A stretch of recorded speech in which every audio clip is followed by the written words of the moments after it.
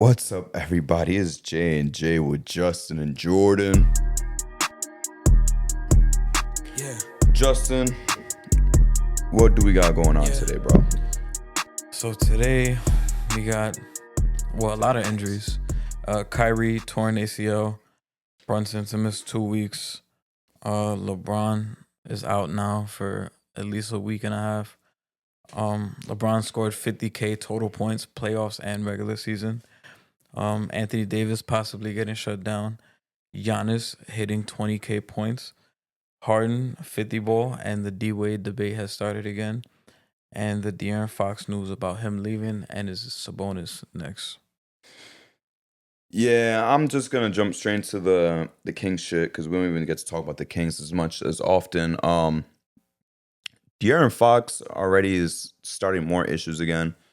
He's been doing this a lot since he's left, replying to fans, having private calls with Sacramento sports town radio hosts, just trying to defend himself and why he left and giving them all these stories, putting out tweets and posts talking about, oh, there's always stories about the dysfunction with people trying to blame me.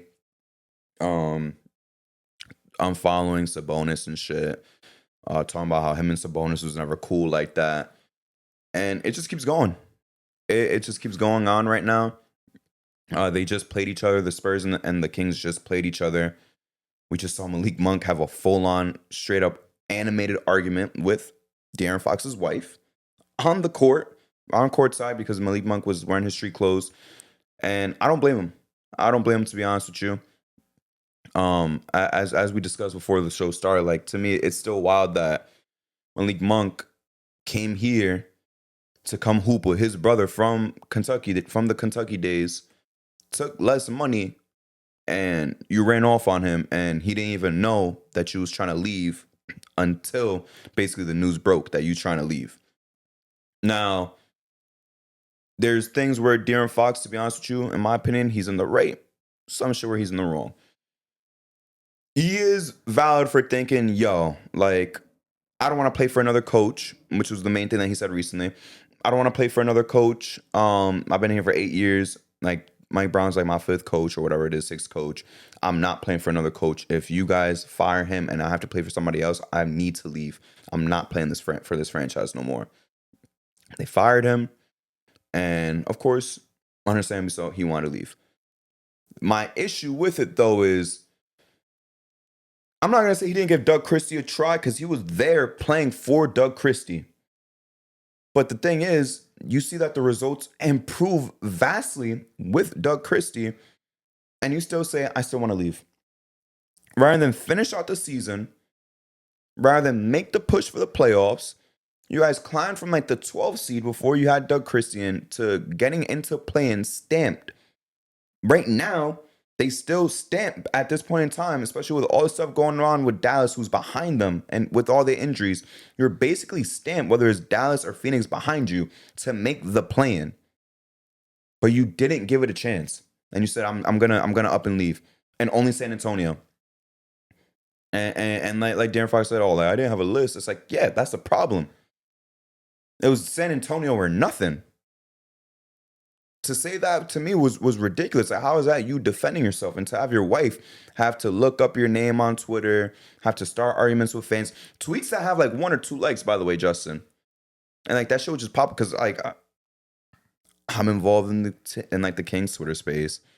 I look at a lot of Kings shit. I follow some Kings like accounts, fan accounts, and to see her dead ass like look up De'Aaron Fox's name basically, and we know she's looking up his name for the sole fact that these tweets have like no likes, and to argue with these fans and try to defend them, like, it's ridiculous to me.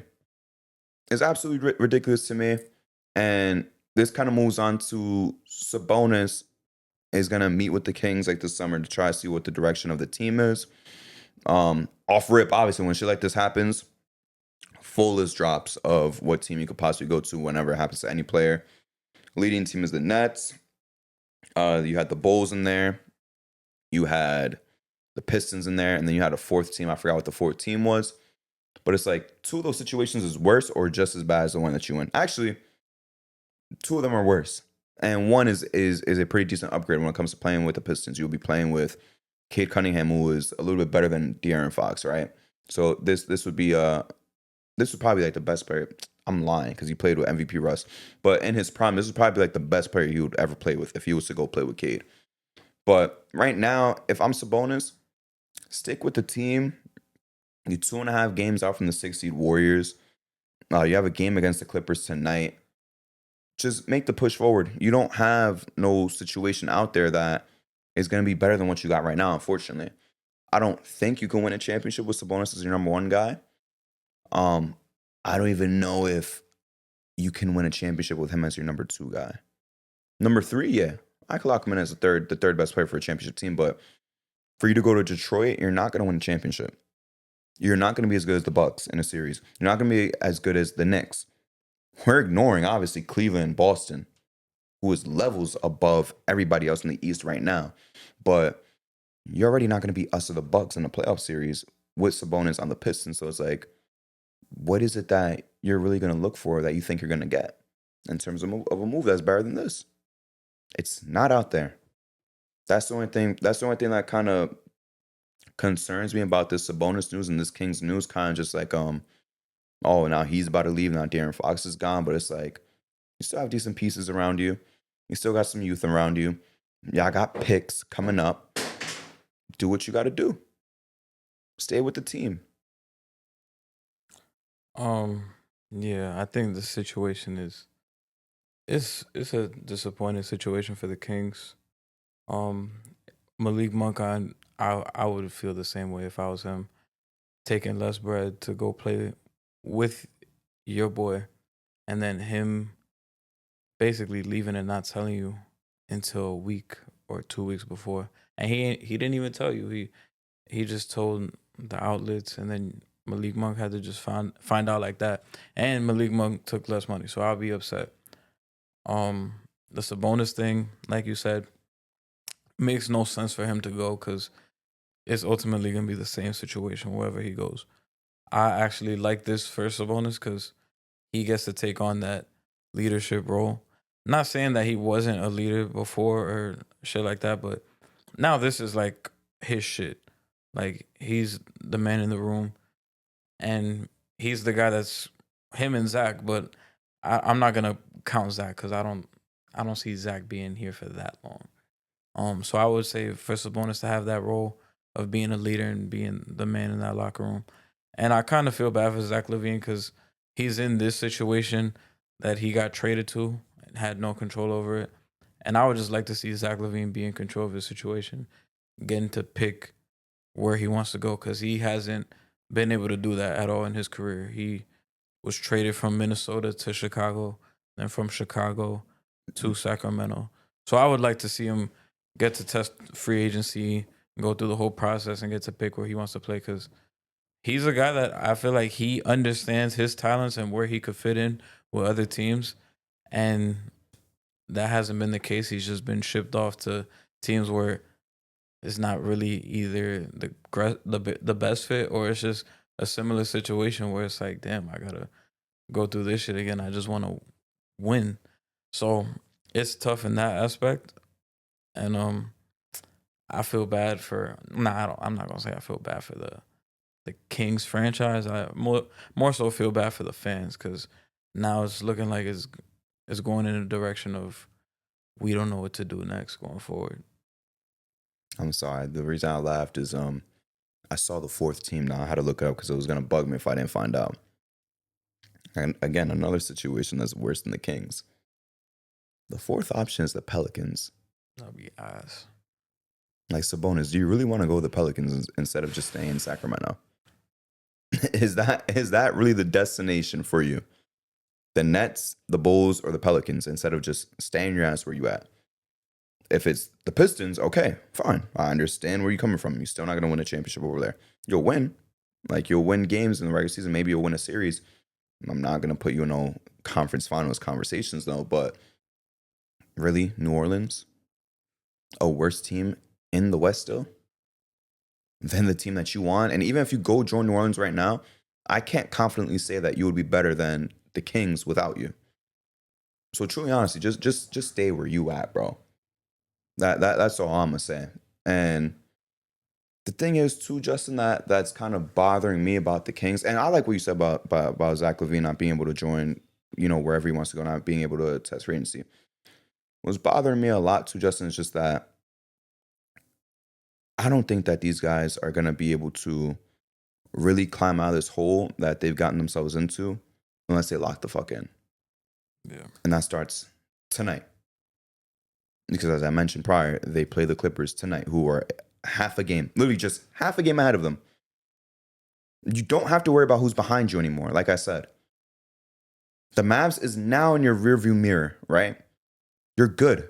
You're good. You don't have to worry about them. They're broken down. The Suns, they still have like 29 wins. You at 34 wins right now. You are good. There's still a decent amount behind you. Got to straight up collapse. At this point, the Suns' hope is to get to the 10 seed. Your hope is to get to the 6 seed. You good at number 9, but you could peak all the way up here at the 6 seed where the Warriors is at. You 2.5 games behind them.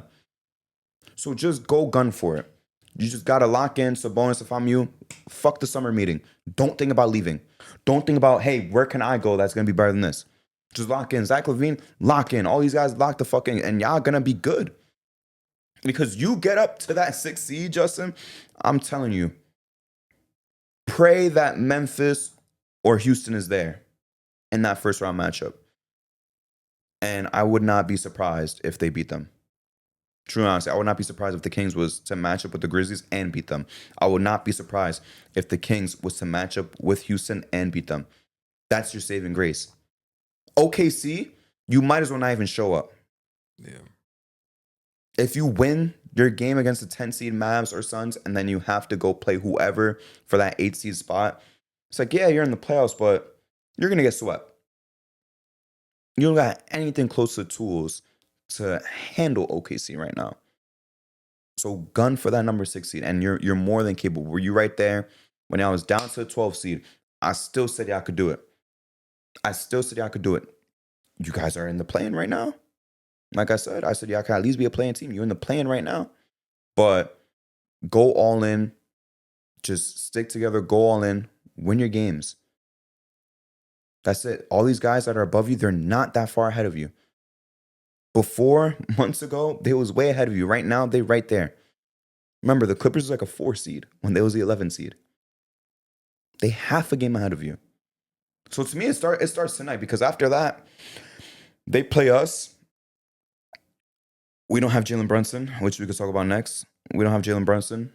I wouldn't be surprised if it was to lose to Sacramento, but this is not a game I would want to lose. I would want to drop to the Kings right now as the Knicks, speaking from the Knicks perspective now. But if they were to beat the Clippers and go on to beat us, they're putting themselves in a really prime position in terms of standings. And hey, I wouldn't put it past them to beat us. No, they honestly should beat us. Who's gonna cook for us?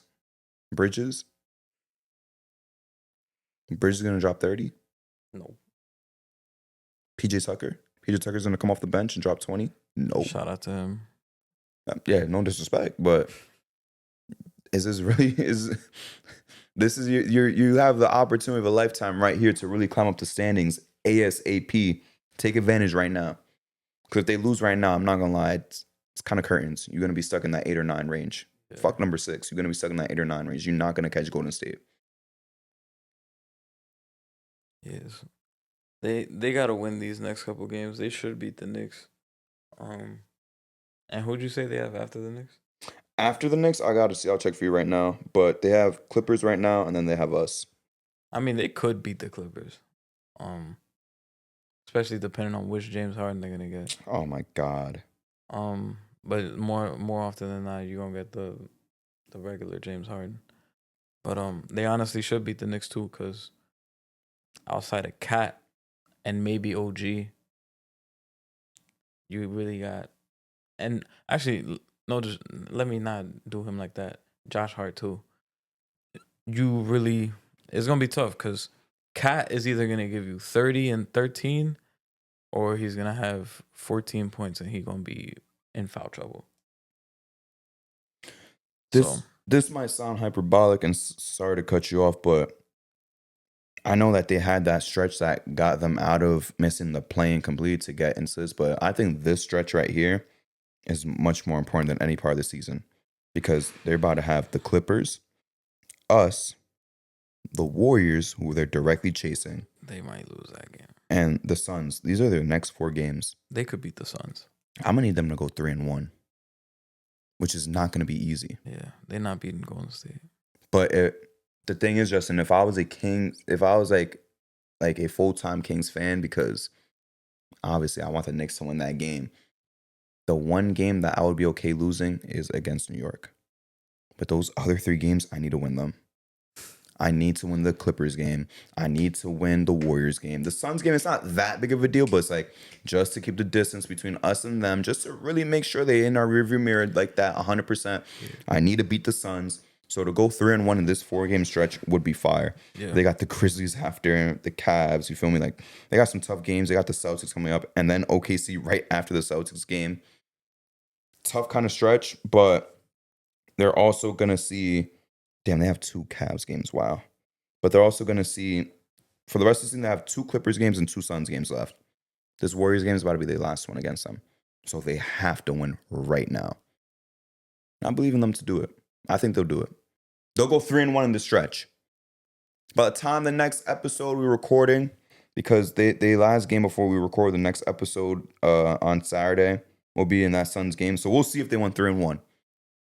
And I'm here praying badly that they accomplish it, bro. Because I gotta be vindicated and have these guys be the 6th seed. Because I rode with them when they was down. I'm riding with them now. I'm gonna ride with them when they the 6th seed. Lock that shit in, Justin. I promise you. I promise you. Niggas wanted to shit on us when we was bad. That's fine. We right here. Please don't make me look stupid, though. That's all I'm gonna ask. Moving on to the Knicks, though, Justin. Brunson is now down. Nasty ankle injury. Some bad L's right now. Still not able to dispel the narrative of top teams. So now it's funny that now we're including the Lakers when just because they're 2 seed now. But when the Nuggets and the Grizzlies were the 2 seed, they didn't count in that record. But now all of a sudden, all of a sudden now the stats are the Knicks are 0-9 against the top 4 teams. It's like, whoa. Where was the stat with the Grizzlies and the Nuggets as a 2 seed? Yeah, keep that same energy. Where was this where the Rockets was up there? So I mean, I guess it's just push the narrative whenever it's available. But yeah, I'm not too optimistic right now, Justin. That's all I can say. How are you feeling right now, basically? Because you've been just cutting Bridges promos in the chat, just full time, basically. Like it's your job. Very pessimistic right now. And like I said, that loss to the Lakers on Thursday felt like a double loss, just because losing that game when you're up 12 and then Brunson getting hurt, that was just like, had we won that game and he got hurt, it would ease the pain a little bit, but it was just a bad way to go out. And I know we signed PJ Tucker. Hopefully that's somebody that could get on Mikal if he has 3 shots in 40 minutes, because it's just unacceptable some nights. And going forward, I'm not really confident, just because you saw it in that Laker game down the stretch when Brunson went out. Or actually, before he went out, we were relying so much just on Brunson. And even the games before that, we relied so much on him playing hero ball. And shout out to him, because he's clutch as fuck and he gets the job done. But you cannot rely on that, because it's not gonna work. We're not gonna win games just saying here Jalen, just get the ball and get out the way. Like everybody else, get out the way and just go to work, because it's not gonna work. And now you saw that when he went down and the possession at the end of the game, nobody wanted to touch the ball. Nobody was looking at the rim. And OG said, fuck it, I'm going to just go and score myself. And he did, and he missed the free throw. So it's going to be a rude awakening, because Tom Thibodeau's answer was for Deuce to come in and just replicate what Jalen Brunson did. And you saw him take that shitty-ass shot at the end of the game. And that's not going to work. It's not going to work at all. So I know a problem with the Knicks is the defense, especially with Cat at the 5. But now I'm seeing the concerns with the offense as well, because there's a lot of times where it gets very stagnant. There's a lot of times where Cat is just standing in the corner with his hands up. Mikal has to be more aggressive. A lot of these games really come down to Brunson hitting a big shot. And shout out to him. I like he gets it done and it's cool to see, but part of me kind of hates it that like damn bro, we're asking him to do all this shit, especially last year, like all the shit he had to do, it was out of necessity cuz all the injuries we had. Now we have a better team, bless you, on Thank you. paper, and it's the same situation. Like he shouldn't even be having to do this again, but he has to. And bro, I'm just pessimistic right now because I'm like, what is Tibbs gonna do? He's just gonna start Precious at the 4 now, like, or start Deuce and try to replicate that? Nah, you have to find out another way. Run some plays for Mikal to get his confidence up. Like, there's some things you just have to implement. Like when Jaylen Brown said at the beginning of the season with Missoula, some nights against certain teams, we make sure Peyton Pritchard is going to take 20 shots just to get his confidence up for certain games. When he checks in, he's confident and he's going to be ready to go. And get his 40, as we saw. Yeah. So we need to do something where other guys are getting involved, other guys are confident. Because Mikal Bridges, like, we traded a lot for him. And there's some nights where it's like, I can't believe we did that shit. So I'm not saying he got to play like the Spurs game every fucking game, but shit, we need more of that Pelicans game from December a lot more. So I think this is a big test for Mikal. Oh, 100%. For this stretch coming up. It's a big test for Tibbs, this stretch coming up.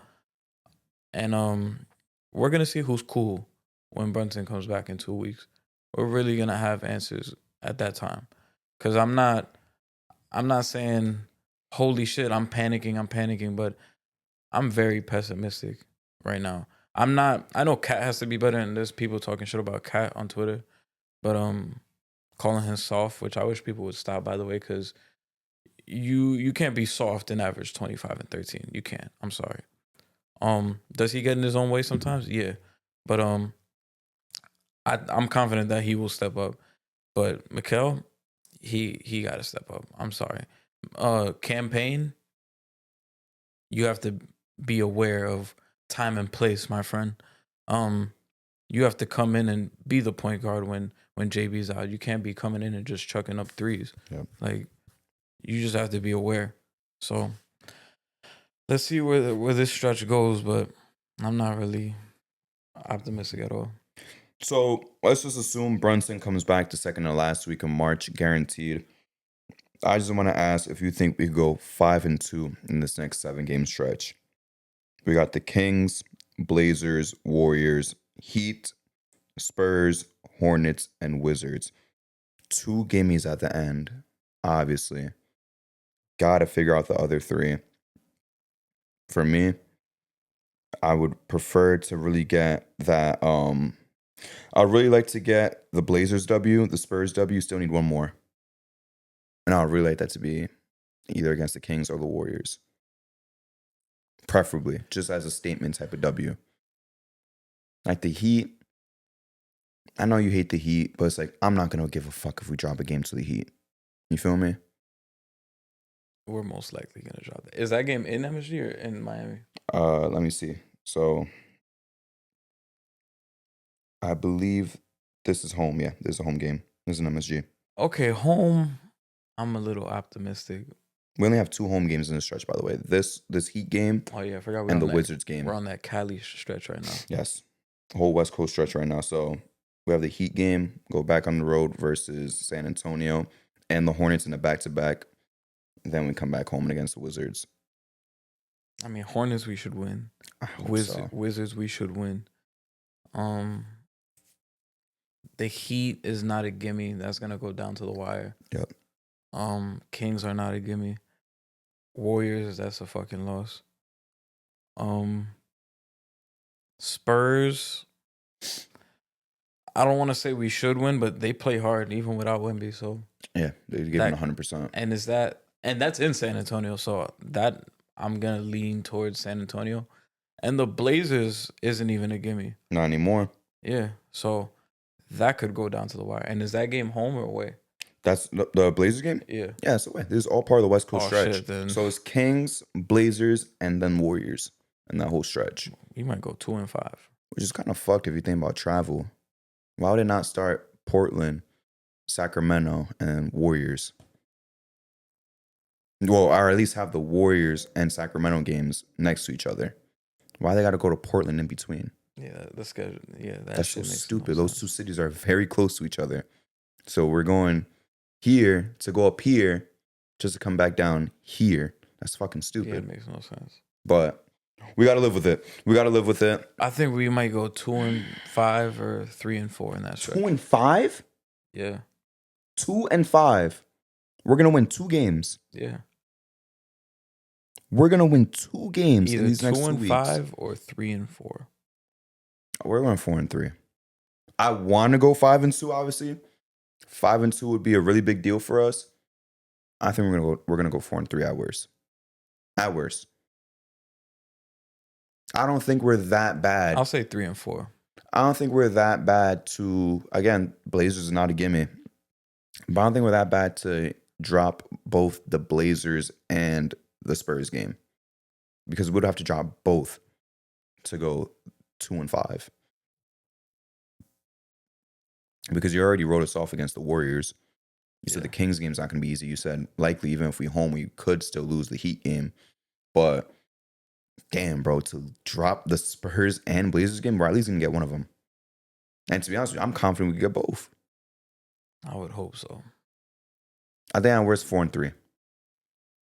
I think we lose to the Heat, the Kings, and the Warriors. That's the 3 L's we've taken. I'll lock in 3-4.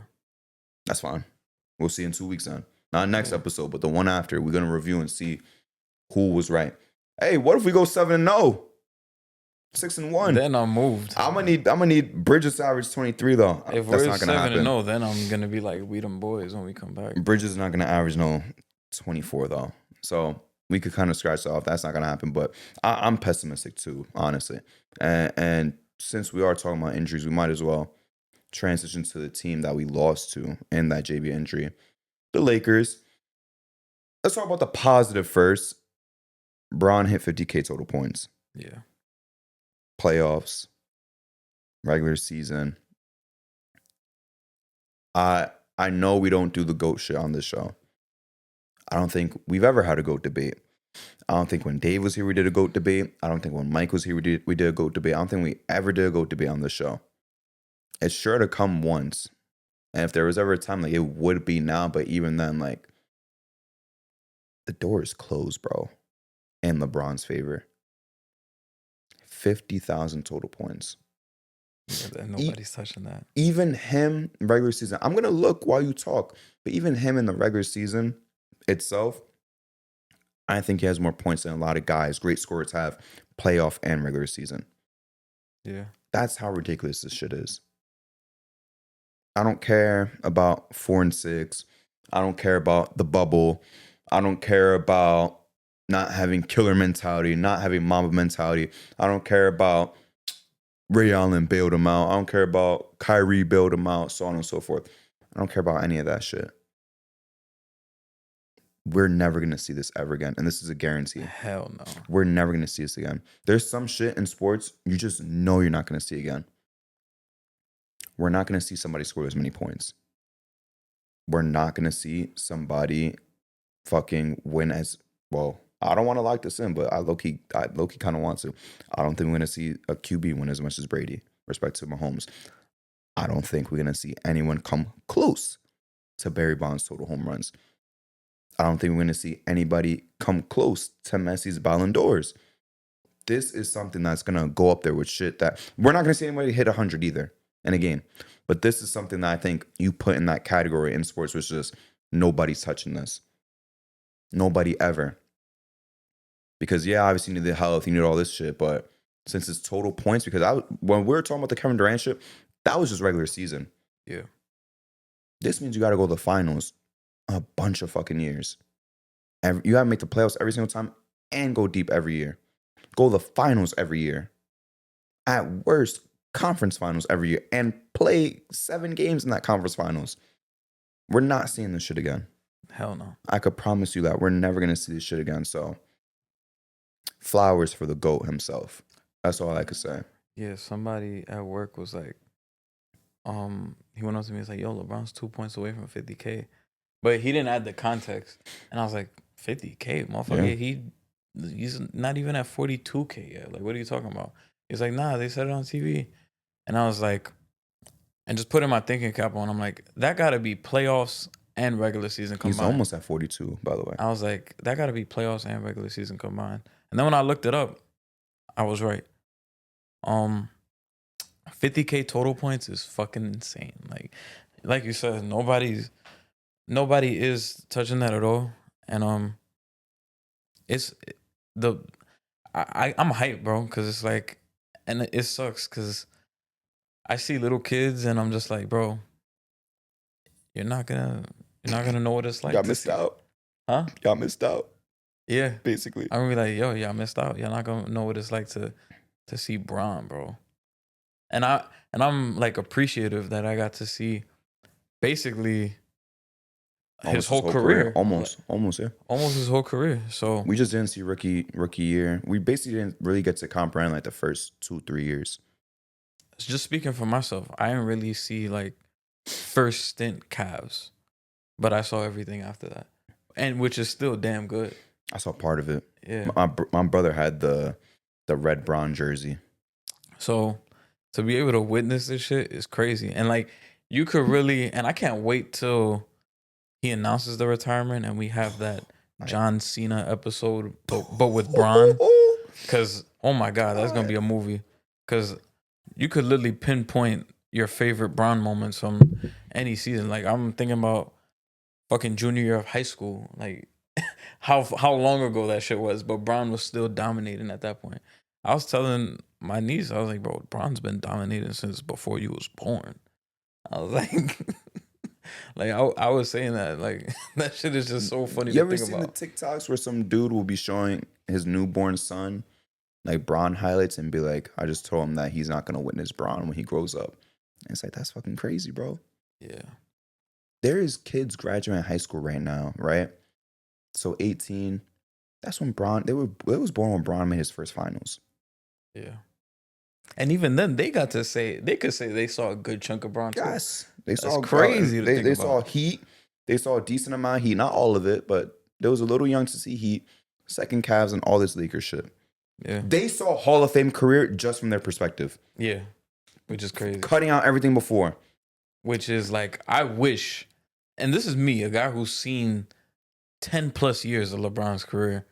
I wish I got to see 09 Bron.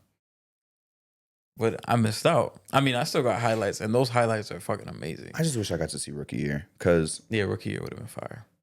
I knew who Bron was, because I always tell the story. I was a big D Wade fan, 06, but like, I knew who Bron was. Obviously, I didn't really comprehend LeBron until like about 08, but I just wish I got to follow the rookie hype. And someone dropped a video too where it was like an intro for a high school game for him, and it's comparing him to Wilt, Bird, Jordan, everybody, Shaq. I'm just like, damn, like you cannot do this with any other guy. Like you do this for Cooper Flag, I'm sure he's gonna be great. You're setting him up for failure. Yeah. You did this for Paulo, you'd be setting him up for failure. If you did this for, I'm just saying, just great number one pick. If you did this for Blake Griffin, even knowing what his career is gonna be, 2020 hindsight, you're setting him up for failure. And Blake Griffin had a Hall of Fame career as a number one pick. Dwight Howard, you'd be setting him up for failure to put out video packages like this before this guy even plays in the NBA for some high school games. You'd be setting these guys up for failure, bro. But him, he more than lived up to the expectation. Just real quick, Justin, because I want to ask you kind of just a couple of questions in terms of guys and total points. Yeah. Who's got more points, Bron regular season or guys total points? Karl Malone's total points or Bron's just regular season? Bron. I'm gonna say Bron regular season. Very close. So Karl Malone has 4,700 in the playoffs, just under 37K. You round it off, it's about 41K. Bron is about to be 42. Bron, just regular crazy. season, is 70 something points away from 42. Yeah. Mike or Kobe. Mike or Bron? Mike total points. Bron just regular season. Mike total points. I'm gonna say Bron still. 32 plus 6, 38K roughly. Bron is fucking wiping his ass with that. Yeah. Which is ridiculous. But again, you could say, all right, that's not fair. Mike had only like a real 13-year career, which again is impressive what he did in 13 years. Valid point. What about Kobe, who played a long ass time and was damn near going deep in the playoffs for most of his career? Yeah. Kobe, total points, or Bron? Just the regular season. Yeah, this one is tricky because Kobe went to what, 7 NBA finals? 5 and 2. Yeah. Missed the playoffs once in his prime. 04, 05. And then those last years where they were just dog shit and he barely played. I'm gonna say Bron. Kobe has 33 and change and then 5,600. I'll even give him the extra. I'll give him the extra. We'll just say 39. Bron still has almost 3,000 more points than him. That's crazy. Just regular season. That's, again, these are all guys who, and I know Karl Malone, you guys are going to think. That's the best guess, though. You guys are going to think Karl Malone, but he didn't even win no championships. But he went to 2 finals. Numerous Mad conference WCFs. finals. Obviously, long-ass career.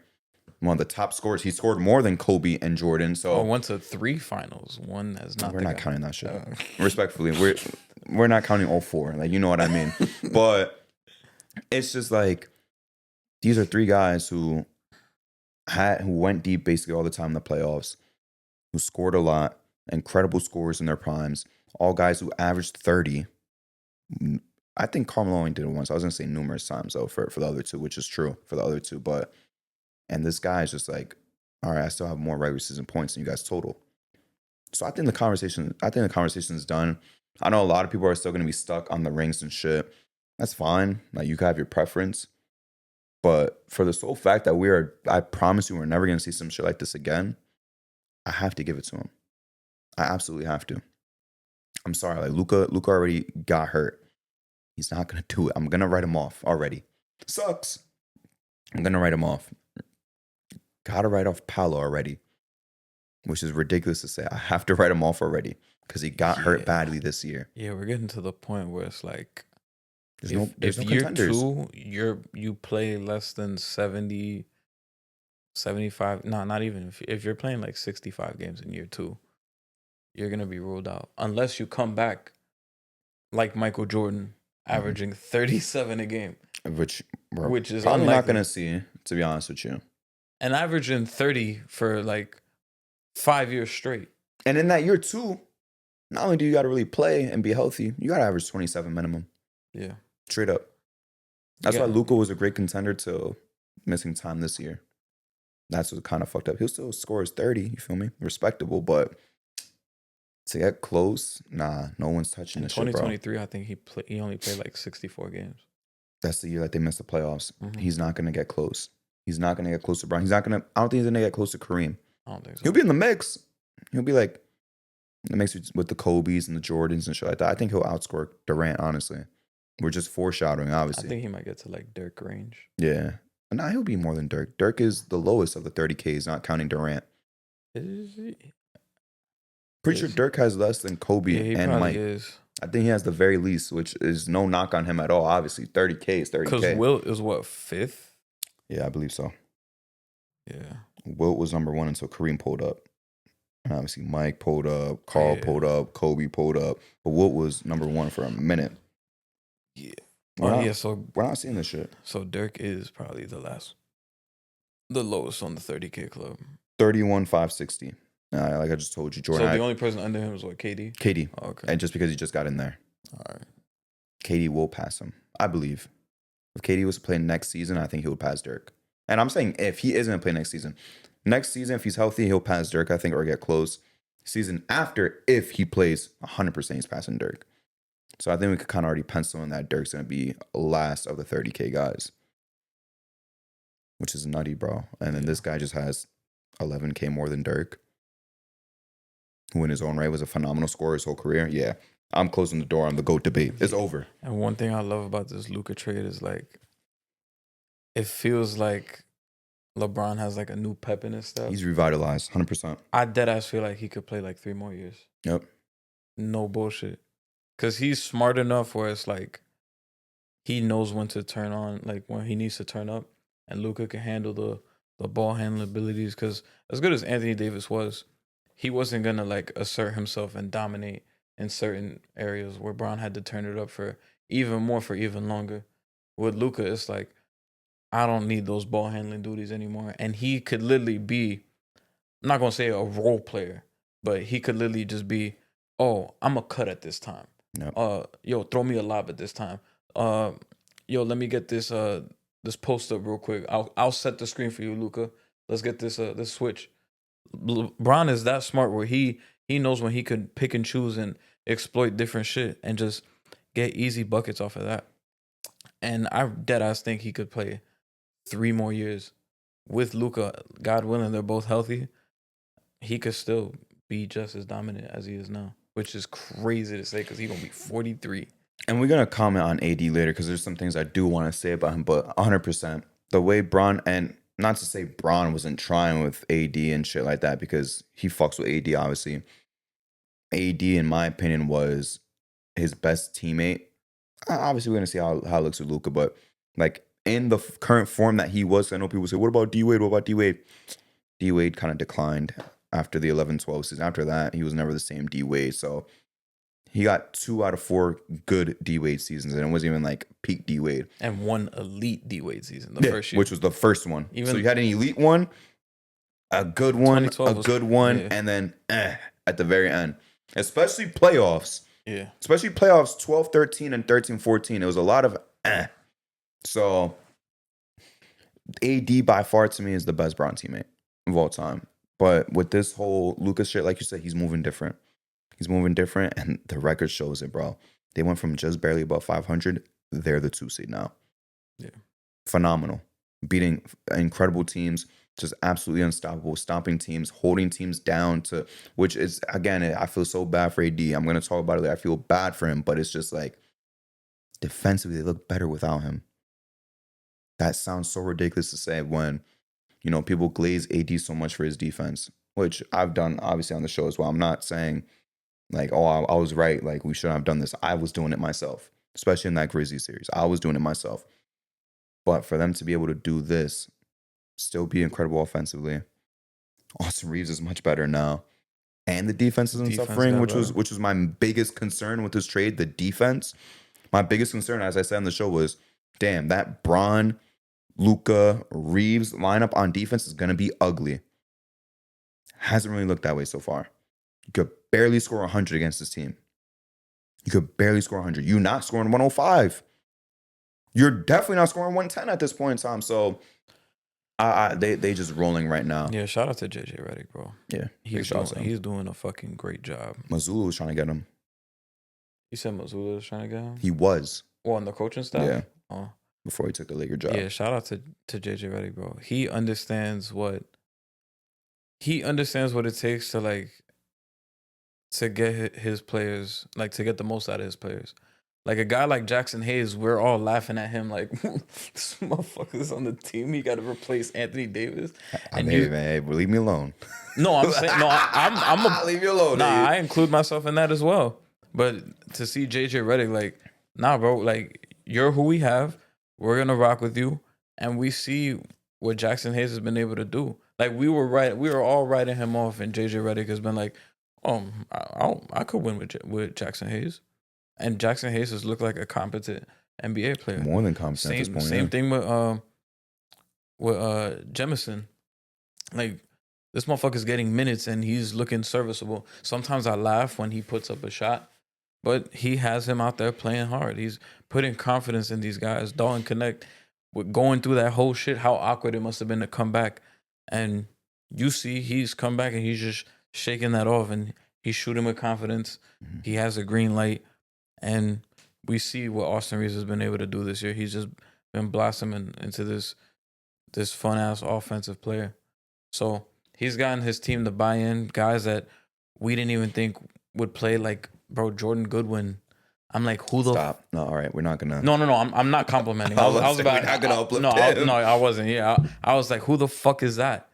And then just seeing him on the court, I'm like, yeah, get his ass out. He was garbage. So you said his name leading up to complimenting all these guys, Dalton Connect, No, I had that. complimenting all these dudes. Then you got to get to him. I'm like, are we really going to compliment you? No, I'm not going to compliment him. Why the fuck is he on the team? That's crazy. As I was talking about everybody, that clip came in my head of him just doing the bullshit. double agent. I'm like, yeah, bro. I'm like, nah, get the fuck out of here. But JJ Redick has been doing his thing. And I remember in the beginning of the season when Bron was like, yo, I could play 5 more years of elite basketball. And I was like, nah, no shot. But now with Luka, 5 is still kind of crazy. But I'll give him like 2.5, 3. Give me another 3, bro. And it's so funny too, because was it yesterday? I think it was yesterday morning. Our girl was like, oh, because I was talking about LeBron. I was glazing LeBron. I'll be glazing LeBron around because I was watching Bron edit. Have you seen that song? Have you heard that song? Which one? Where the dude just made a song about Bron. Oh, like, just saying LeBron to R&B beat. Yeah. I the one that I like more than that one though, because that shit was funny. I like the "We don't want Don, we want Bron," and bro's just on a yacht putting up the Bron bottle. That shit's tough. Yeah, this motherfucker had an empty seat with the Heat LeBron jersey, the Lakers LeBron jersey, and he had the Cavs LeBron jersey, and he was just eating cereal. And then he just started watching his highlights. Some dude had a man cave like that. It was one Bron shoe, I think some CeraVe lotion, a jersey, Bron highlights. It was just mad Bron shit. That shit was ridiculous. But it was funny because I was showing Bron edits. So I was like, if LeBron could play, and I was explaining, I was like, this is so crazy. I was like, LeBron's been playing for this many years or whatever. She's like, would you drop me if LeBron could play 25 more years? I said, 25? I said, and he's still playing the same as he is now? Like, you tell me he's 60-something, playing the same way now? She was like, yeah. I was like, you got to, like, lower the number. You got to, like, drop it to, like, 10 or 5. She said, all right, 10. I was like, and I did the decon. I started going like this. And I just turned around. She's like, are you serious? And I just kept going like this. I just kept going like that. I was like, well, I didn't even say nothing. But it's just like, hey, man, 10 more years of Bron?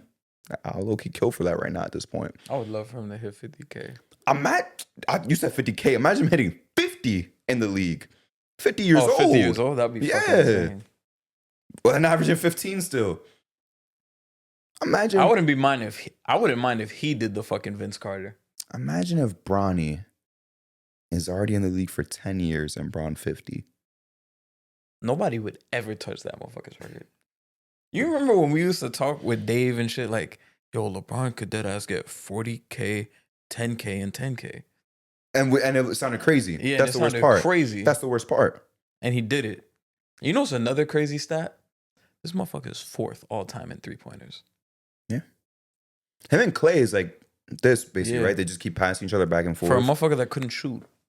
Yeah. He's 4th all time. Who couldn't shoot for the first, let's say like 8 years. Yeah. For his first 8-9 years of his career, couldn't even shoot a midi. 4th all time in threes. That's crazy. I don't care what people say. It's like, oh, well, he was playing long enough. I don't care. Because he actually elevated his 3-ball. Bron was shooting 40% from 3 at one point in time. Well, numerous times, actually. That's not a longevity. That's not a longevity thing. Numerous times. You actually have to, like, he make them and take them. Yeah, he locked the fuck in. So, absolutely, I want to see him get to 45 at least now. 45K? Now I need to see that shit. 45K points. And he could do it. I know. I need to see that. Do it. I need to see that shit. I got to see 45. He could no funny shit. I got to see 45 now. Yeah. Because I know he's more than capable. If he could get to 45, I'm like, nah, he could get to 50, bro. Could you imagine Stephen Curry, drafted 6 years after LeBron, retiring before him? And the thing is, that doesn't even sound outlandish. That's a real. Could you imagine James Harden drafted 6 years? Can you imagine Russell Westbrook drafted 5 years after? Can you imagine? Oh, Blake Griffin was drafted like 8 years after this man, You know, and he retired. You know what's making me laugh? Imagine Curry retires and Bron is still playing. He's like, yeah, I know you're the best shooter in the league, but I'm getting that record, nigga. Yeah, he's still trying, bro. Even though that's gonna be a tough ground to make up. Imagine him getting like, yo, hold on. If he passes Reggie Miller, that would be nuts. Harden is second, right? Harden's absolutely So second. it's Curry, by Harden. far. It's Curry, Harden, Reggie, and then Bron. Curry, Harden, Ray. Oh yeah, Ray. Damn. I think only those two have passed Ray. If Bron was to pass Reggie, even just Reggie, I'll be hype as fuck. I can't lie to you. That would be phenomenal. Because I'm not going to say another record, but that's another accolade from him. Because remember, Reggie and Ray shit looked untouchable until Steph started popping off. You feel me? So for him to do that would be absolutely insane. What you checking, the Reggie Miller shit right now? No, I'm about to. Because if he does that, that'll be crazy. Because Bron's hit 2K threes already, right? Yeah. Reggie had 2,700. Oh, I'm mistaken. LeBron is 7th. My bad. I thought he was 4th. That's still impressive as fuck. So in front of him is Reggie, Clay, Dame, Ray, Harden, Curry.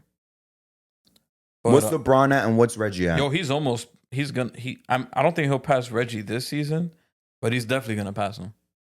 Wait, what are they at? Reggie's at 2,560. Oh, 2,500. That's a 27. Bron is at 2,542. So Bron is gonna pass Reggie. Wait, repeat that again. Reggie's at 2,560, you said? Yeah. And Bron's at 2,542. 42. He'll pass him this season. Think so? 19 threes? Yeah. I know he's hurt, which is what our next, I guess this is how we could transition to it. See if he could pass Reggie this season now. But, whoa, Devontae Adams is signing with the Rams. 2-year deal. What? Yeah. I guess he's not rocking with being Aaron Rodgers' lapdog no more. Yeah. Like I said, Giants. I thought they was both going to the Steelers. I ain't gonna lie. But Bron is hurt. Another guy's gonna be hurt for 1 or 2 weeks. The groin is back. Pause. I'm not concerned though. Luka's leading the charge. Luka's back to being Luka. He's having his regular Luka games that we all know and love him for. So if I'm Bron, I'll kind of like not take time, but definitely ease up. You don't got to rush to come back. And by the time he's back, let's say he does come back after 2 weeks, I think he could pass Reggie. 19 threes. Let's say he has 10 games left after the 2 weeks is up. 10 to like 15 games left, something like that. I think he could do it, bro, to be honest with you. If he has 10 games left. Just make 2 threes every game. No, yeah. He's definitely going to pass Reggie. This season, though, I'm saying, specifically. That'll be tough, but I think he could do it. It's going to be tough. Like, it's going to be cutting it close. He would have dead-ass did it this season, too, if he didn't get hurt. Like, locked in the next 2 weeks. I feel like Clay and Dame, it's like he going to have to wait till they retire type shit. That sounds so stupid, bro. Which is... Bro, Dame was drafted... No, not sorry. I was about to say 10 years. Dame was 9 years. 2012. 9 years after LeBron. And we saying that after Dame retires, Bron's going to pass Dame in threes. Yeah, bro. Like, if Clay retired right now, I'm like, Bron could pass him. Yeah, which he should. Yeah. I'm just being real. He should. Yeah, because Clay's at 26.57. Right there. And Dame's at 27.89. I don't think he's catching Dame. Yeah, it's going to be tough to catch Dame. Because Dame's not like close to retiring. Harden's like at 31.17. Yeah. That's crazy. Harden's such a phenomenal shooter, but it's just that we forget it because of Curry, unfortunately. Nobody's catching Curry. Which is kind of the story of Harden's career, just doing all these incredible things, but Stephen Curry exists. Curry's about to get... He's 7 threes away from 4,000. It's crazy. Am I shocked? No. Nobody's... Because of Stephen Curry. Nobody's touching that. Unless a motherfucker comes in and is like, I'm shooting 12 threes a game. But it's like, even then. I mean, people were saying once Trae Young came in that he was going to be the one to do it, but it's like... He's not even fucking close. He's not going to do that shit. Yeah. He's not going to be able to do it, bro. Yeah, it's crazy, bro. And shout out to Giannis, because this one's going to be quick. Shout out to Giannis, just barely 30 years old, turned 30 like 2-3 months ago, got to 20K points. We know no one else wants to talk about it, but we'll give him his due respect right now, just real quick. So big shout out to Giannis, Oh yeah, shout out to Giannis, 20K. Mr. Forgotten. Tatum wants to talk about disrespecting in the league and not being appreciated. Let's talk about Giannis. Let's make that a conversation. That's the real conversation. The man's had voter fatigue for the last 5 years now. Will never win another MVP. It don't matter how great his numbers are, because the way that we talk about Jokic and Shea, well, the Jokic one I understand, but the way we talk about Shea, we kind of talking like he's a whole tier above Giannis. Yeah. Kind of got to stop doing that shit. I feel like the Shea glaze has gotten to an all-time high. And it sucks that I got to be the one to say it on the show, because we have video evidence too to back it up. We got clips posted back it up. I've been a big proponent of Shea for the longest, before the show started but even with evidence, with the show starting. I said, before they even made the playoffs, before he was even nice like that, I said Shea's the best player in the PG trade. And like you remember, the dude was trying to clown. A couple dudes were trying to clown, like, better than Paul George. Paul George is better than Shea. SGA would be lucky if he's as good as Paul George ever, and peaks like Paul George. Well, the last 3 Shea years would be Paul George's best years.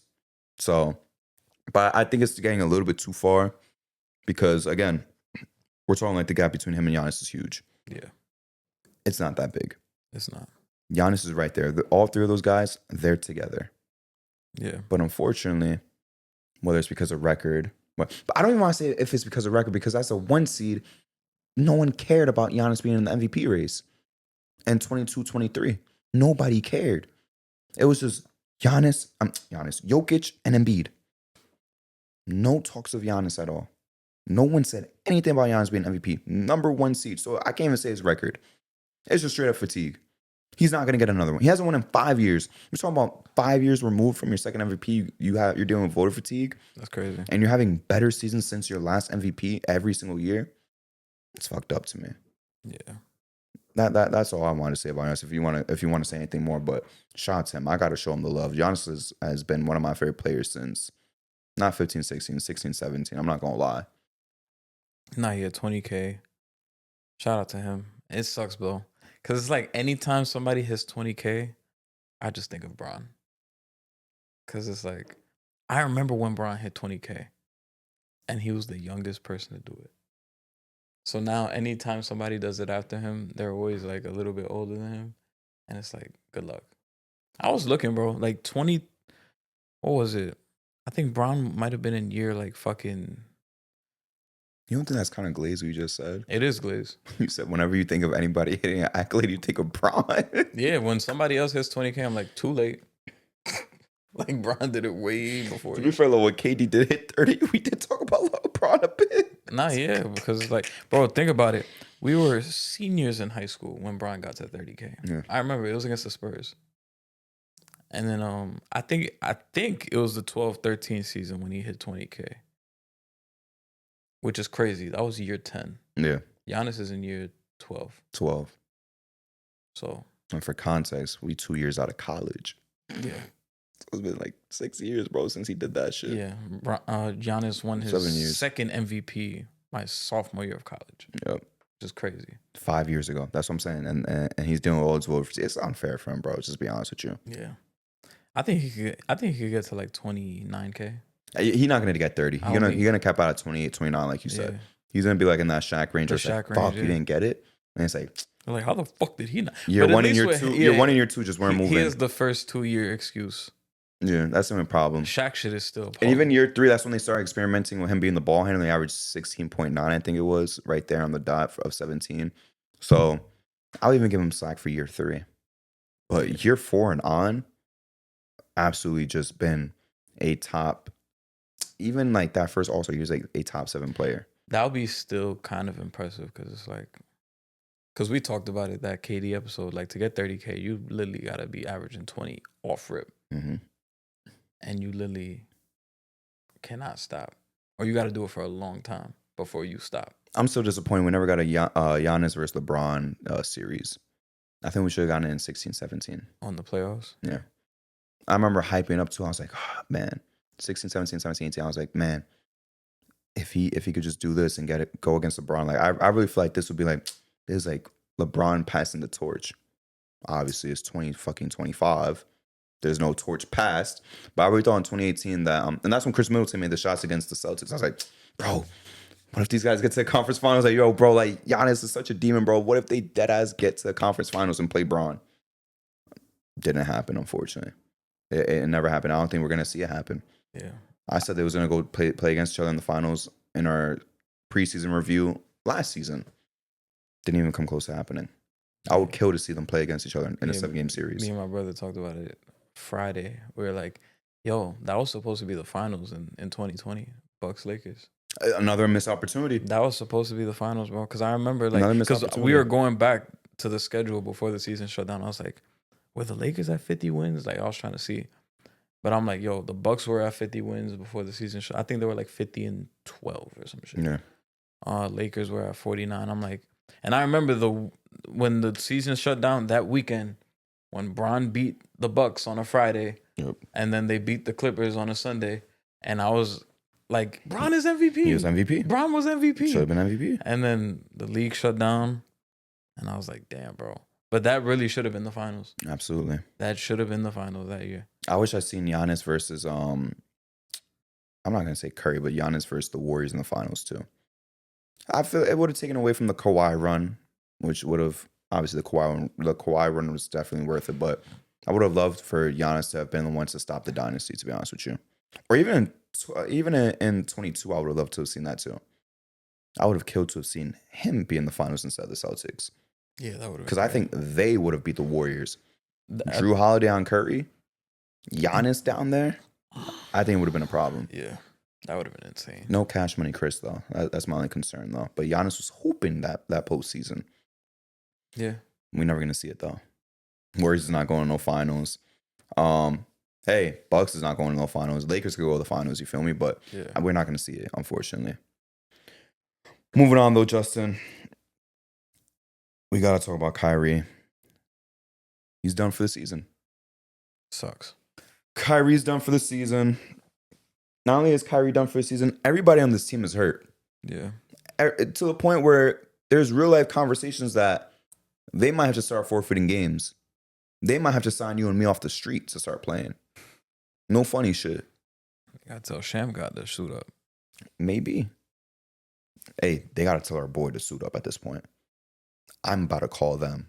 I'm not gonna drop no names because I don't, because you know he doesn't have a common name, but I'm about to call them on his behalf and tell him, yo, I'm your fucking agent now. For real. You feel me? Like, they're really about to start forfeiting games. Injury after injury after injury. You mentioned Klay Thompson earlier about that, and I said he should retire. Bro really came to play with Kyrie and Luka.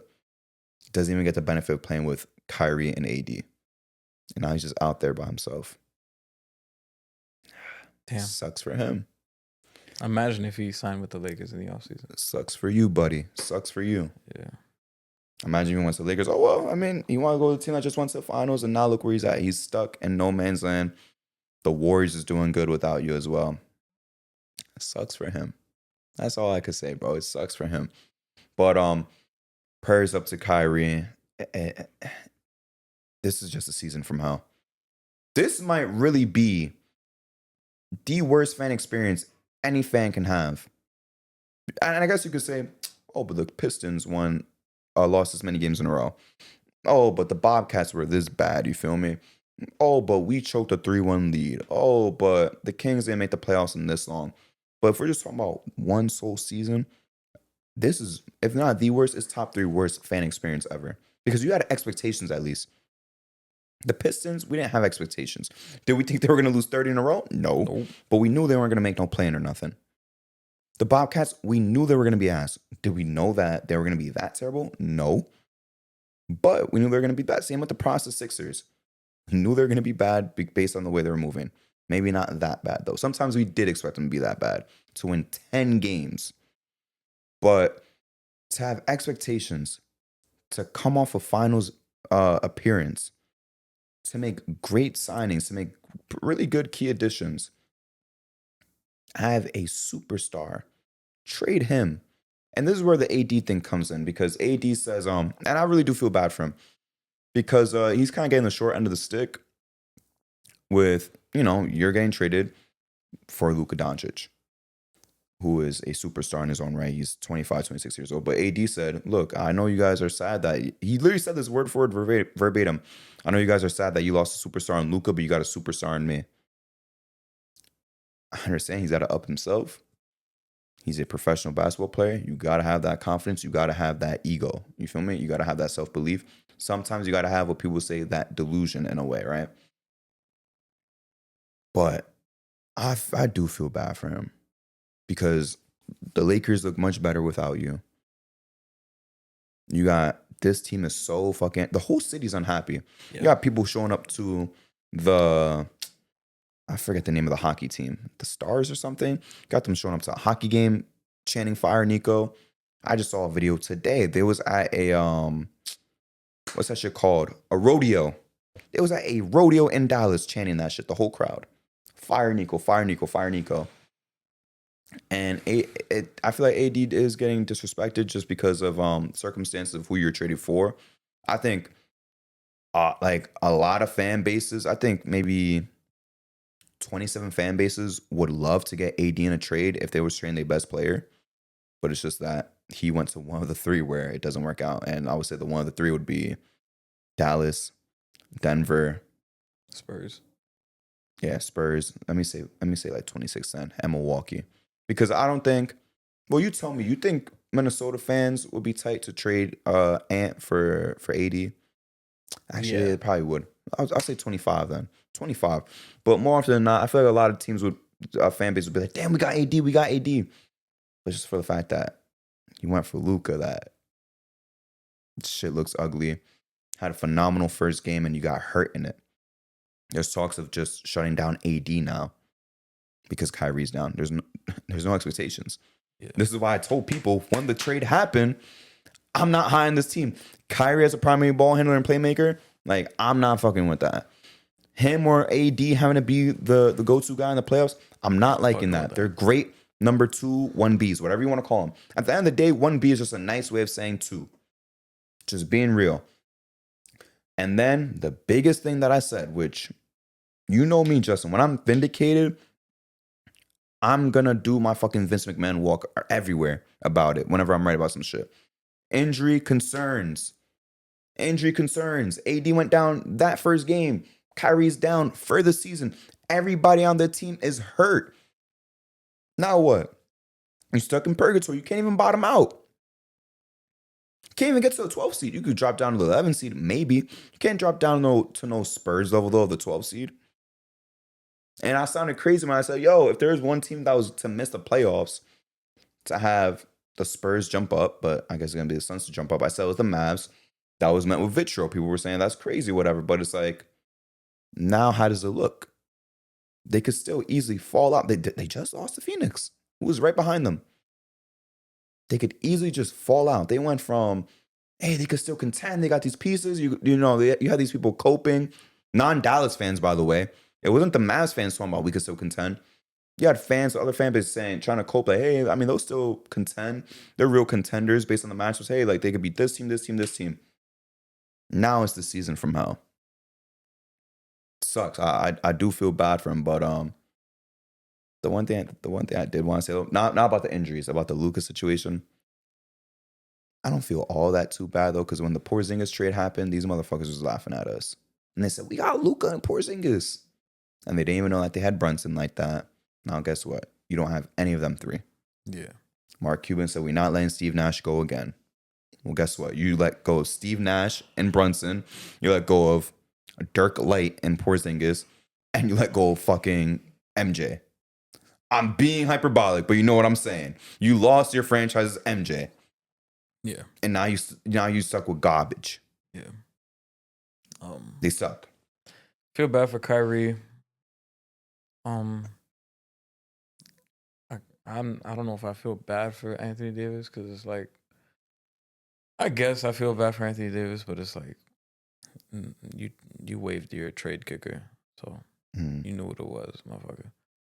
But yeah, bro. I know some people will say, "Oh, this was a freak accident. Has nothing to do with more load on Kyrie." I think it's a little bit of both. He was playing 39 minutes a game, bro. He was playing 39 minutes a game. When you make the Luka trade, you're putting more on Kyrie's plate now to be the point guard, to be the facilitator for this team. And then on top of AD going down, that's even more on his plate. So the usage was I don't have the numbers in front of me, but it was probably at a fucking all-time high for him. And I'll see if I can find tore that. his ACL, and it sucks because at this point in the season, because he tore March 2nd, I think it was. Yeah, he's gonna be out. He might miss all of next year, or if he does come back, it's gonna be at the end of next year. You think all of next year? Because I remember this is kind of like around the same time Jamal Murray tore his ACL. True. So he's gonna miss like a good chunk of next year. I think he could. Well, obviously, it depends on if it's even worth doing, but I think he could come back for like the last 10, 15 games next year. And optimistic, obviously, everything goes right. At that point, you would have to see how the team is doing, how the outlook of everything, if they're in reach of the playoffs. If they're not, you don't want to bring them back. Even the Nuggets, you saw how they were. They were the 6th seed, and they didn't even bring Jamal Murray back. And this is a team that Nico Harrison says could be a championship contender. But sucks for Kyrie, sucks for the Mavericks fans. If they get out not if, they definitely are getting out that 10th spot and they're falling back. But they have all the makings and recipes of a draft rigging. It's right there. The recipe's in front of them. Lose your franchise star. Franchise is devastated. Fans are devastated. They want the GM's head. And shit. Top 3 pick loading. Number 1 pick loading. I don't think they're going to do it. The rigging is right there. I don't think they're going to do it. If they get a top 3 pick, bro, this shit is like super rigged. No, it's not going to happen. I'm confident it's not. I can't even say I'm confident it's not, but like the writing is right there.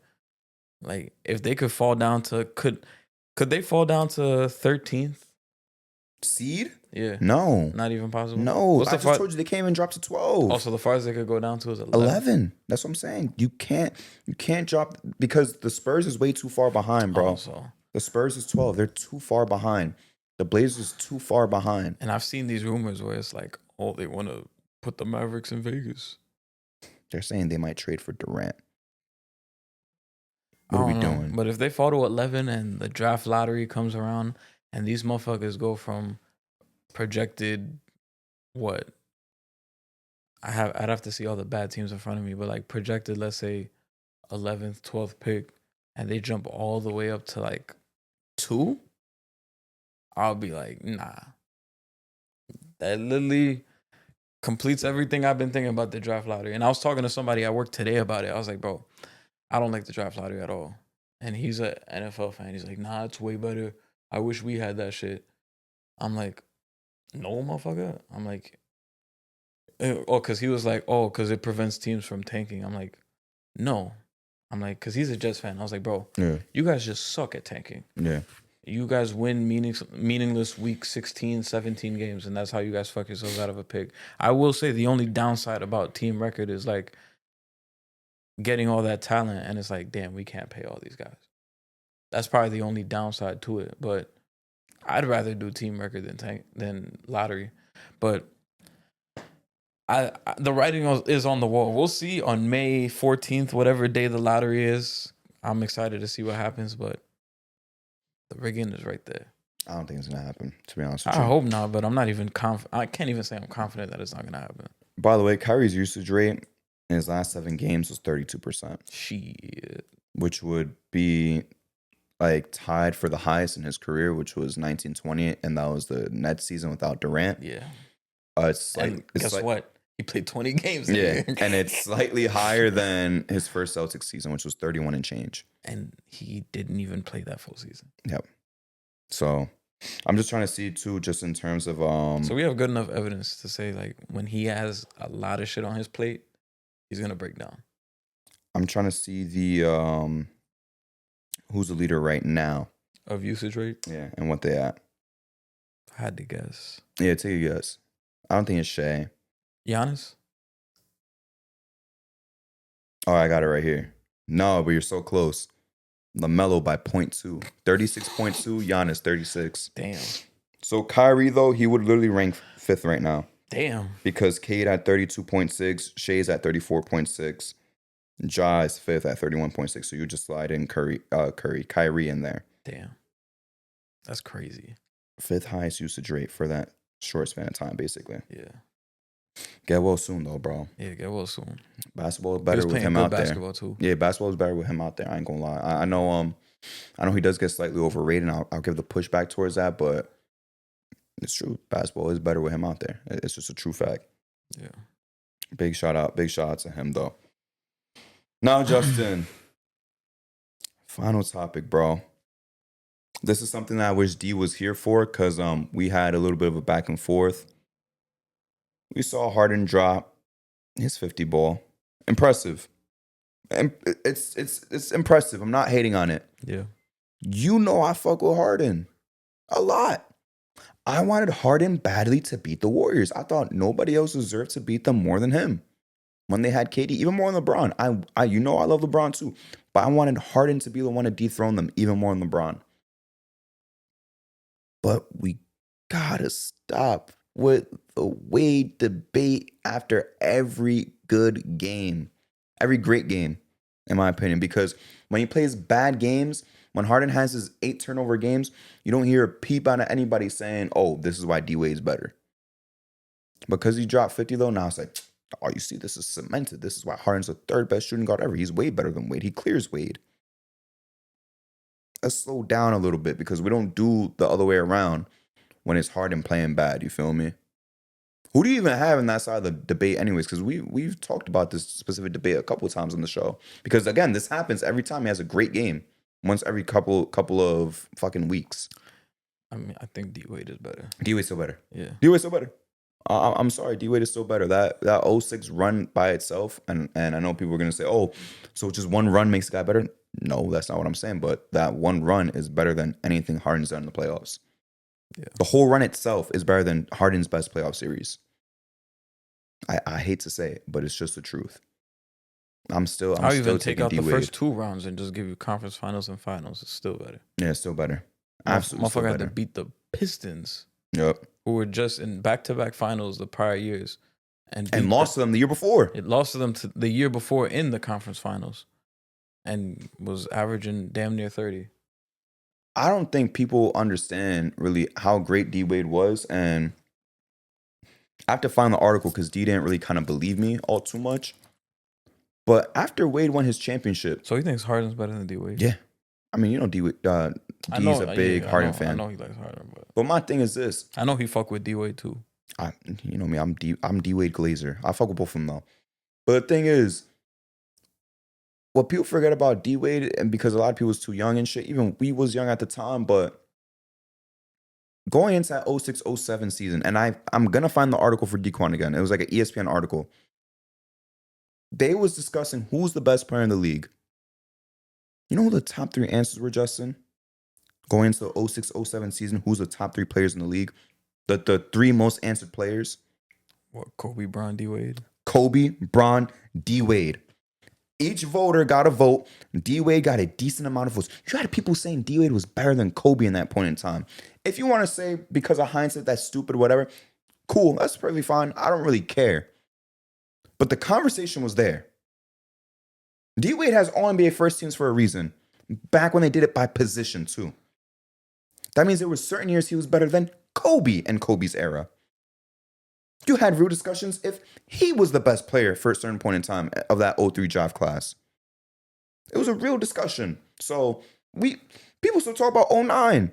He won 44 games in 09. I'm going to cut you off real quick. ACF 06 against the Pistons. I'm rounding. D-Wade was averaging 27, 5, and 5 on 61% from the field. That's ridiculous. Against the Pistons. But the thing is, too, because people are going to say, well, I've seen Harden average 30, 31 against the Warriors in this era. 27, 5, and 5 on 61% against a team, by the way, a team that had a streak of holding teams under 70 points to the point that the Nets, they were getting blown out. They celebrated that they hit 70 points against the Pistons in a game. And this is the Nets as a contending team. Celebrated that they scored 70 points. And D-Wade said, all right, I'm going to carve you up and score 27 and shoot 60% from the field. Yeah. As a 6'4" guard. I'm not trying to hear all that, bro. I'm not trying to hear all that noise about Harden's better than D-Wade. I'm not doing it. I cannot secede that ground. The next time D is here, I don't care what the topic is. Curry could drop 70. I'm still allocating time to debate Wade and Harden with him because I'm getting tired of this shit. We're going to forget, like you just said, 27 against, in my opinion, the best defensive team of all time. From 03 to 06, that was the best defensive team of all time. Because 07, obviously, was it impressive what Bron did? Yes, but there is no Big Ben out there, you feel me? For context, Ben Wallace was on that team. Exactly. The Bron one, impressive as well in 07, scoring all them points, 20 plus points, the last 20 plus points for his team. And he won DPOY that year. Yeah, like, come on, bro. And how was Wade getting his buckets? He wasn't shooting threes. Yeah, he shot 25% from 3 in that series. D-Wade sucks at shooting threes his whole career. Yeah. He was going to the rack. Going to the rack, free throws. Some post work. That series by itself with the finals, those two series. And then the final, you don't even have to say the finals. Yeah. You could just throw out that series. The finals just makes it more unfair. The finals makes it unfair. You could literally just talk about the conference finals. He got MJ comparisons after that finals. Yeah, that shit was crazy. He got MJ comparisons after that finals. When has Harden gotten even Kobe comparisons? When he averaged 34, 35, whatever it was? Okay, good for him. Because of one season. D-Wade was anointed the next MJ for a point in time. Not Kobe, not Bron. After he won that finals, they said, damn, maybe this is our next MJ. Not these two guys. These two guys who were playing fucking phenomenal. Averaging 30. Kobe just averaged 35. He just dropped 81 points. Bron, I'm pretty sure, averaged 30 that season too. I think he averaged like 30, 31. I think he averaged 31 that year. And then this guy, who was even supposed to be the second best player of that draft class, went out and they said, yo, after the finals, damn, this is the best finals performance since Jordan. This guy's the next Jordan. I'm not hearing this Harden shit, bro. I'm sorry. Yeah. I'm really sorry about that, bro. I'm not doing that shit anymore. And whatever you say, like, Harden is a playoff dropper. And I know his playoff stats is like career years for other motherfuckers in the playoffs. But absolutely, comparing to just D-Wade, I can't, bro. Oh, I never will. I'll never be able to. I can't. I'll never be able to. Best thing D-Wade did was win that early. Oh my God, I got to see this once we end the pod. Trey Murphy 360 oop slam. Shit. Yeah, I got to see that. I'm about to go back and watch the ECF highlights now. Nigga, I'm about to see the finals highlights. I'm about to watch 09 Wade too. Nah, because I've seen those finals highlights and it was fun, but me too. I didn't know he was shooting 61% on 61 is crazy, bro. I'm about to go watch what the fuck he was doing. Like, I mean, I know what he was doing, but I'm about to see what the fuck was going on. Let's make our way over to that then by getting into the MVP of the week, Justin. A lot of great performances. I have 5 guys here and 2 honorable mentions. Honorable mentions, Miles Bridges. He had a 30 ball and a 46 ball. Went 0-3 in that stretch, you feel me? He had the game-winning block. I understand that, but as you guys noticed, we were supposed to drop yesterday, which is fine. So, honorable mention to him. Honorable mention to Walker Kessler, too, because I want to just acknowledge he had a 25 rebound game. Big shout to him. So, Justin, the 5 names right here. We got Jokic, who is still my MVP. Still my MVP. He's still my MVP. Yeah. I welcome anyone that's a Shea MVP truther to sit next to me. Anybody, or we could pull you up on the screen. It don't matter. I will go to bat for Jokic, no matter what. That he's still the MVP and the best player in the world. 20, 14 and 9, 22, 15 and 6, 31, 21 and 22. Nuggets was 2 and 1. Harden, 13, 2 and 8. Damn. Wait till we get to the important part. 21, 6 and 15, 50, 4 and 5, 27, 3 and 7. He was 2 and 2. Now, this is a random name that we haven't heard all season. I don't even think we really talked about this guy at all.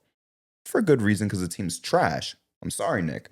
Kobe White, 26, 7 and 1, 25, 7 and 2, 44, 5 and 1. He was 1 and 2 in that stretch. I got to see what his line is for assists, to be honest with you, on FanDuel. That's just got to be under 2.5. Yeah. I'm about to start taking the under. Now that you brought that up, it reminded me of cause when Luka signed Brunson's jersey, Yeah. the people in the comments like, damn, I missed them on the team together in Dallas. And somebody commented was like, bro, Brunson over 9.5 points used to hit every time. He's like, I miss those days. Bro is reminiscing on bets from 3 years ago. That is so crazy, bro. That's crazy. Yo, some people got a problem. Yeah. I can't lie, some people got a problem. Luka. These numbers are just going to sound like regular Luka numbers, but it's been a while since we've seen them all put together in 1 week. So I'm going to give him the love this time. If he keeps doing this, I'm not putting him on the list for these numbers. 29, 6 and 9, 30, 8 and 15, 32, 7 and 12, 3-0 in that stretch. Damn. And then I'm still going to slander this guy. I don't care. For the rest of the season, postseason, next season, season after that, I don't care. I'm still going to slander him. Bam. 37 and 4, 19, 15 and 5, 34, 12 and 5, and then 29, 13 and 4. The Heat was 1 and 3. Trash ass niggas. Justin, MVP of the week. A lot of good cases here, to be honest with you. Yeah, It's a tough one. I'm gonna give it to Jokic though. I'm giving it to Jokic as well. Luka was a close second though. Honestly, I do hate on him a lot, but Bam would have been in my second place. But shout out to Jokic. 30, 20, and 20 is crazy. Justin, any shout outs you want to give? Shout out to my nephew Abel. He just turned 1 on Thursday. We had his birthday party yesterday. So shout out to him.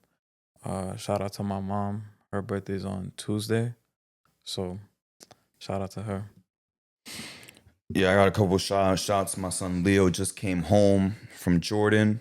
Shout out to him. I think I already gave him a shout out for coming back, but it was also his birthday yesterday. Yeah, shout out Leo. Big 26. Shout out to him.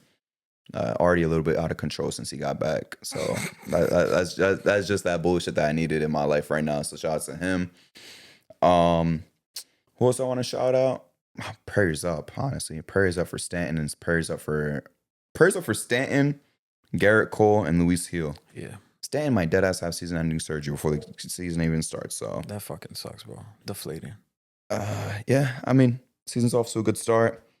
I'll still be there opening weekend though Saturday. If it's not cold. If it's 55 and up, I'll go. If not, I'm not going. I'm sorry. This would be my second opening weekend I go to because I remember I went 2 years ago, 3 years ago, 2 years ago against the Giants. The Saturday game as well. I don't like going to the first one. The first one's expensive as fuck. Is that a game time decision? And that's a double entendre.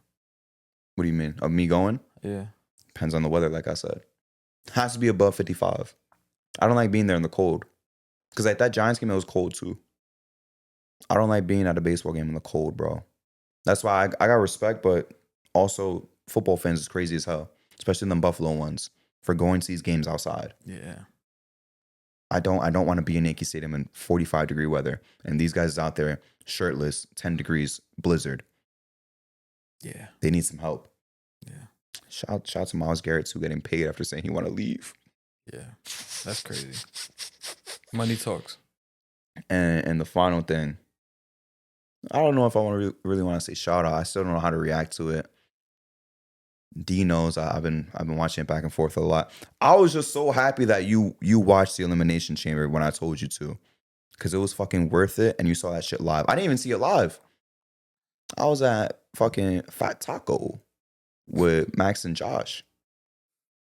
Deadass last Saturday. So I muted the chat and I didn't check Twitter because I was like, I'm gonna watch this whole thing. I don't know if you saw the whole thing or just the chamber match. I watched the whole event. The whole event was fire, to be honest with you.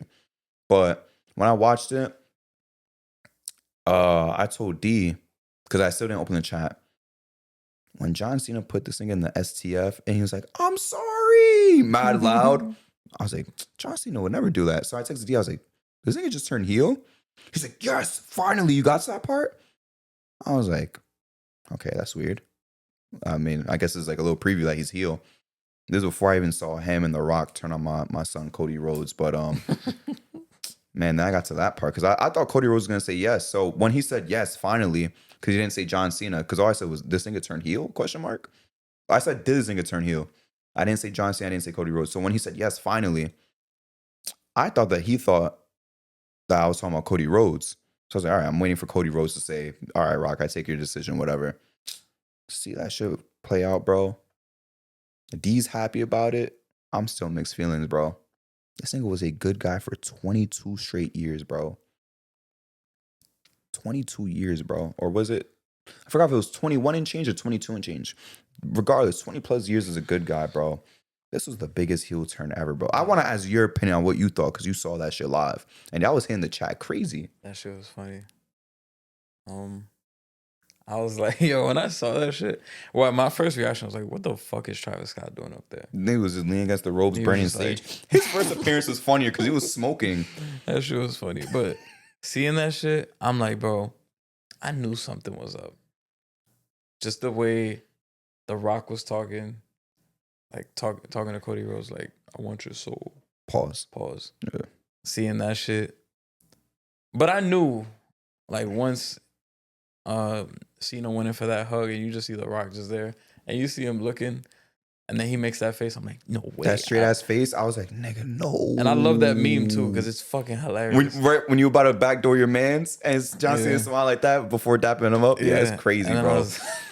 When I sent D that fucking long ass message the next day, the one that I sent to you. Oh, jeez. That shit was funny because his first response, he was laughing, but he's like, Jordan's watching it right now. He's like, don't send it to him. I was like, all right, but.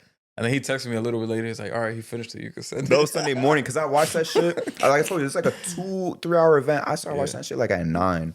And I really watched the whole thing. The whole thing was great. So I was like, I already was like raising eyebrows. Like, John Cena will never take advantage to win. He don't even cheat to win. So it's like, there's been times, like when he faced CM Punk 14 years ago, there was a time where Vince tried to help him cheat because he didn't want CM Punk to win. And like John Cena like pushed me, said, I'm not cheating. I'm not doing it that way. So when he deadass got from the ropes, he looked around with big ass eyes, pulled him back, put him in the STF, choke him out. He's like, but the shit that killed me was like, I'm sorry. That shit made me laugh. I ain't gonna lie. Nigga said sorry. Mad loud. I started laughing at that shit. But that shit was hype. This nigga's telling CM Punk like, I missed you. And CM Punk was like, I missed you too. And niggas hugged in the middle. He tried to shake his hand. CM Punk gave him a hug. I was like, damn, this is fucking crazy. Now, when Travis Scott came in and slapped the shit out of Cody Rhodes, that shit was funny. That shit was real too. He fucked up his eardrum, fucked up his eye. His eye is still bruised. He was in SmackDown 2 days ago. That shit was nuts, bro. You saw some wrestling. I'm glad I told you to watch that shit. You saw actual history. And I didn't even know that shit was going to happen. What's the next thing now? Like, that niggas got to tune into, like, to continue that storyline? Well, that's the thing. John Cena's not pulling up every week. I'm not even saying you specifically that you have to watch Raw or SmackDown the weekly. I am, but only the Cena appearances. Because now they're announced like Cena's going to be on so-and-so episode. Because he's going to like, I think he's going to Africa for a movie.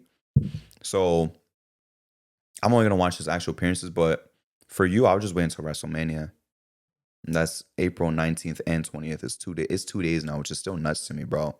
Because I grew up with that shit just being one night and Sunday night. But shout out to them to finally fucking committing to doing pay-per-views on Saturdays. That shit used to always be on Sundays for whatever reason. Why are you marketing to kids and trying to have them watch the show Sunday night? Yeah. They got school the next day. So finally they made the comments and saying like, all right, let's do it Saturday. So you just got to wait till WrestleMania, honestly. But that's a whole month and a half. That's when him and Cody Rhodes are going to fight. I'm hyped for that shit. The whole card, I think, is going to look fire as fuck. Randy Orton came back. That shit was lit. Nigga, Randy Orton cut a promo. That nigga's disappointed, but man, that was the biggest heel turn in history. That's bigger than the Hulk Hogan one. And it's their most viewed video, too. That is their most viewed clip by far. That shit was crazy. It's ridiculous, bro. I'm still, like I told you, I'm still split on it. I've watched it a bunch of times. I got a bunch of edits on my TikTok that I'm saying, I'm like, damn, this shit goes hard. Man. I don't even have too many words, bro. Walk us out of here. I'm about to watch that shit again when I get home. If you guys listen on audio, please give us 5 stars. If you guys are watching on YouTube, please please subscribe. Follow us at the J&J Podcast on TikTok. We appreciate you guys, and we'll see you next week. Peace.